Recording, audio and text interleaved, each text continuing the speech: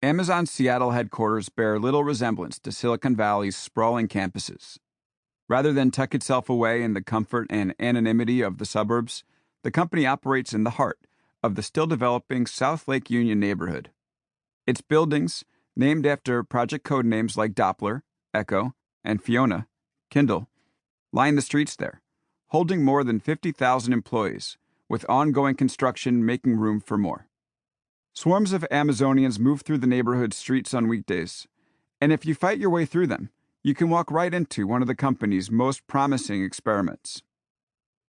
A few stories beneath Jeff Bezos' office, on the ground floor of his Day One office tower, Amazon is piloting a new form of grocery store called Go that does away with checkout.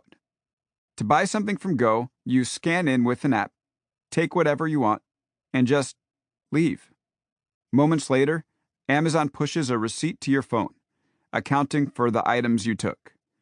Go has no lines, no waiting, and no cashiers. It feels like the future, and it very well might be. Go is powered by some impressive technology, much of which you can see by looking up.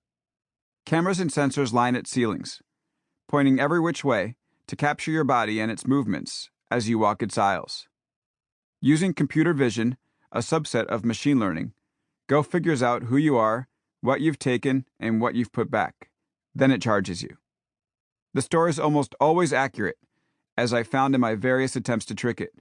No matter the method, be it concealing products or running in and out at my top speed, 16 seconds total visit time, Go has never missed an item. The story behind Go extends beyond hardware and code, though. It is, more than anything, a product of Amazon's distinct culture, the stuff you can't see. Inside Amazon, Bezos has turned invention into a habit, making the creation of new experiences like Go core to his company's business, just as critical as keeping up its famous website. Everyone at Amazon invents, from the top rungs to the bottom, and Bezos automates everything he can so they can invent more. The Amazon founder and CEO does more than encourage inventions.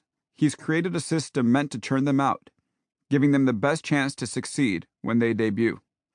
Go, for instance, was initially proposed as a giant vending machine, but after going through Bezos' process, it turned into something with the capacity to change the way we shop.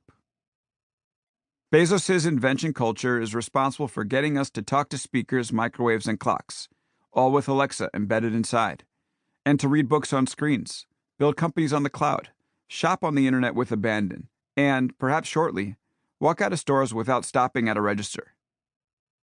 Invention is fuel for him. It's fuel for his intellect. It's part of the being, the fabric of the company. Jeff Wilke, Amazon's CEO of Worldwide Consumer and Bezos' second-in-command, told me. The times when I've seen him the most joyful are the times when he runs across an invention, an insight, an innovation, a pioneering thought. Bezos drives Amazon's inventive culture through 14 leadership principles, adhered to by most Amazonians more closely than their own religions, which can sometimes make Amazon feel like a cult.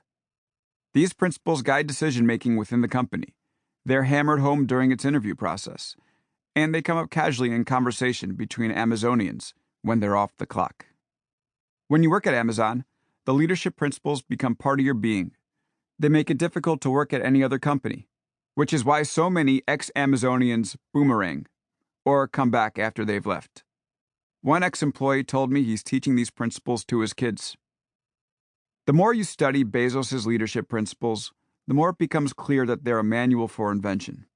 Taken together, they inspire new ideas, strip out the corporate muck that so often holds the best ideas back, and ensure anything with a chance to succeed gets out the door.